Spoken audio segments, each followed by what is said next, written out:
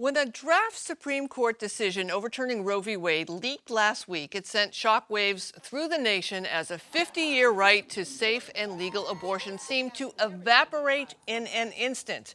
And it looked like other reproductive rights, like birth control, might be on the future chopping block as well. And as if that weren't bad enough, Justice Alito's majority decision may have left the door open to future attacks on other important and hard-won rights. Chief among them, same-sex marriage. Joining me to discuss is Mary Bonauto, Civil Rights Project Director for the LGBTQ Legal Advocates and Defenders, also known as GLAAD, and Arlene Isaacson, President of Isaacson Political Consulting and a volunteer co-chair at the Massachusetts Gay and Lesbian Political Caucus. So sadly, it looks like we're getting the band back together again here, folks, which I'm happy to see you, but not thrilled about the conversation we're about to have, as you two were key to securing the marriage rights for Americans. Mary, I want to start with you first, because you're the lawyer and I'm not, so I want to ask you some questions. Sure. Can you just tell us and explain it to me so I can understand how the right to same-sex marriage is like a Jenga piece or a domino piece on top of the right to a legal abortion? Okay, let's try to unpack that for a second. So first of all, just starting with the abortion part of this, there's no doubt that this opinion is deeply disturbing. I know it's a draft, but I don't expect the final to be less disturbing. And I say that in part because of the framework, and that's what's going to be your connection for us, okay? So, you just have to remember that the 14th Amendment, which was born in the aftermath of the Civil War, and which really remade our nation, used the Declaration of Independence for inspiration to finally do what we had meant to do back in 1776 and say, we all have liberty, we're all born free and equal. And that promise had been betrayed because of the institution of slavery and Civil War, and then was remade in these Reconstruction Amendments in the 14th Amendment, which promises us all liberty and equality as well. So the reason that these are connected, marriage and abortion, is because abortion also finds its roots in the idea of privacy at the time, but really the constitutional text is about liberty, that people have a right to make some very important decisions for themselves, that some rights are so important that they are fundamental to the individual and not for the government to decide. Marriage is such a thing too. Intimacy is such a thing too. Using contraception is such a thing also. So what has happened over the years is that the court has gotten quite aggressive about saying it's not for us to decide what's a fundamental right. The Constitution doesn't mention it. The Constitution doesn't mention a lot of things that get discussed in legal opinions, I'm going to say. Constitution doesn't mention it, and we have to look to history, and this opinion goes back to the 13th century at a time when women didn't really have legal standing.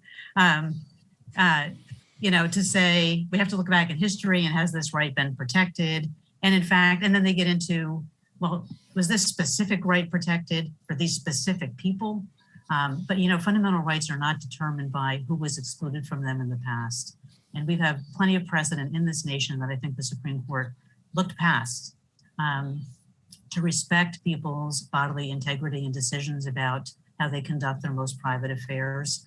And the court didn't want to go there, at least in this draft opinion. So this is concerning not only for abortion, it's concerning for other rights as well, as you mentioned, including marriage, although I have more to say about that.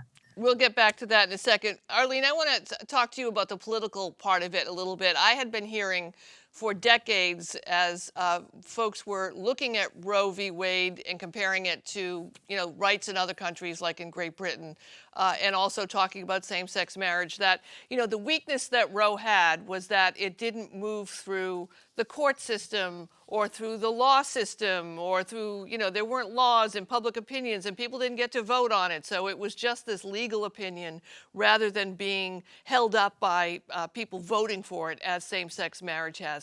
As terrifying as this is, as an attack on potential attack on same-sex marriage, are you feeling a little bit better that at least for same-sex marriage, we have a history of people voting to support it through their state laws and through their city laws in other ways? It's not just the Supreme Court ruling on it?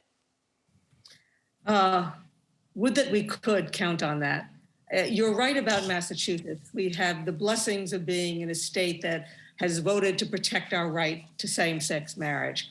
And we are, unlike some states that criminalize sexual behavior between consenting adults in private, there are many states where that's illegal or criminal. And so we're lucky we don't face all of those challenges here. But the fact of the matter is there are a lot of states that would love to eliminate the right to marry.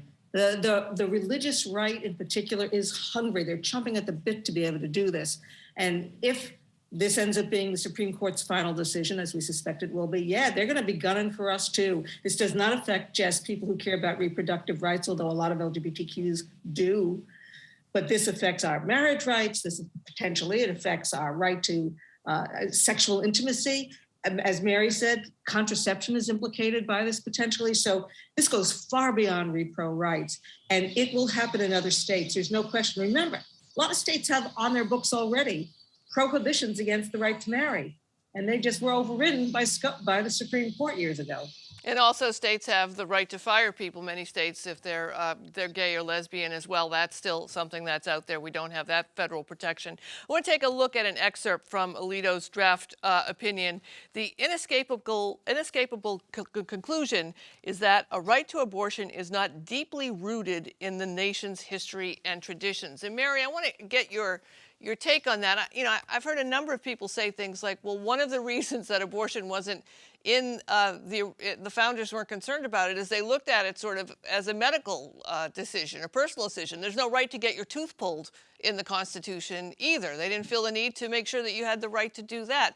What's your take about this deeply rooted phrase that Alito uses several times in it? Well, there's been a contest at the Supreme Court for years about how to determine whether something is a fundamental right when it's not specifically named in the Constitution, as most things are not. And one of them is this idea that it's deeply rooted, but it depends on how you look at it. Do you look for the specific practice of abortion and what state laws were in 1868 when the Constitution was ratified? Do you look at state constitutional provisions? Or as others have argued, I shouldn't say argued, other Supreme Court decisions have stated, you look to the traditions we've had and the traditions we've left behind. You look to this idea that we can't always know what liberty is in 2022, measured by 1922 or certainly 13th century standards. So it's really this contest going on, and that very framing of the issue is part of the problem here.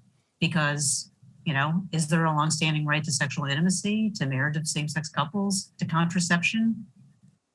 Those each have to be considered on their own merits, I will say. But that's the kind of analysis that's very concerning here. It's very, very constricted and is really intended to limit the freedom and equality, I think, that we were promised in the 14th Amendment when our country was remade. Arlene, go ahead, Arlene.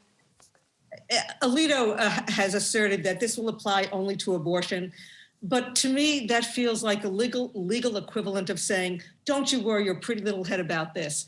We won't come after your other rights.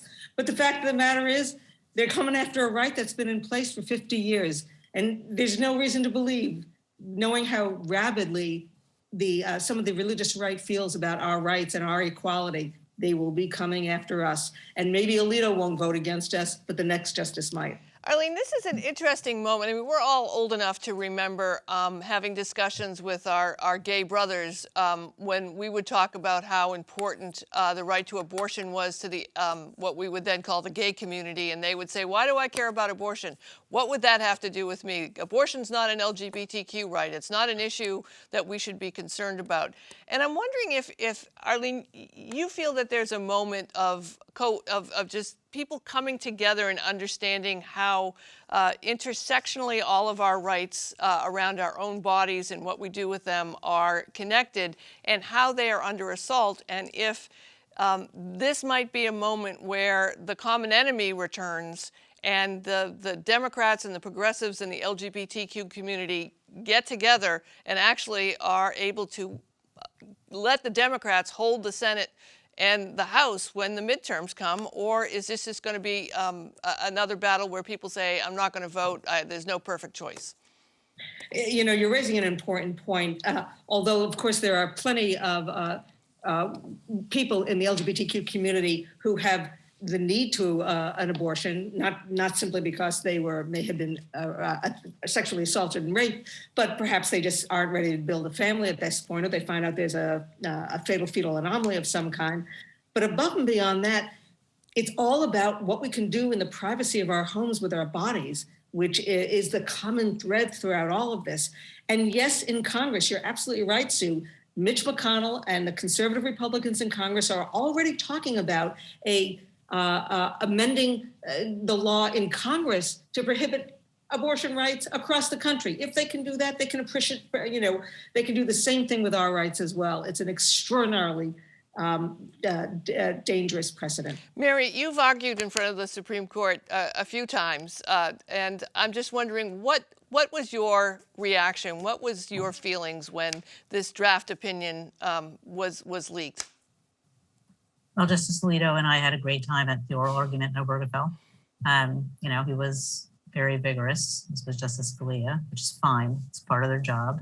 But I will say that all of these issues were previewed. So when I saw the draft opinion, I will say that even though you expect it, and even though it really reads like a lot of things I've read from them before, it was still shocking to see it and to reverse something that had not only been approved 50 years ago, but reaffirmed repeatedly, and to have it characterized as something that never had any basis in law and only in policy, as though our liberties are really that ephemeral. So I have to admit, I was shocked. And I do want to say quickly that in Massachusetts, we not only have the vote, we have a constitutional adjudication from the Massachusetts Supreme Judicial Court, which means marriage is not going away here. And so I think that that's important for people to remember. I mean, again, I say that, and who the heck knows what the future brings, but our rights, unlike those in many other states, are not contingent on what the Supreme Court does in this situation. And I do want to say that for all of the concern that we all very legitimately have, I think many of us are determined to point out all of the ways in which nationwide marriage equality is already supported in the law, has many different bases. It's not all going to turn on how the court has, construed Roe and Casey. So I just want to put that out there at the same time that I want to say that I believe this draft opinion is deeply, deeply wrong and deeply damaging. Mary Bonauto and Arlene, I got to leave it there, but I'm sure we'll talk about this more. I have no doubt about that. Arlene Isaacson, Mary Bonauto, thank you so much for joining me.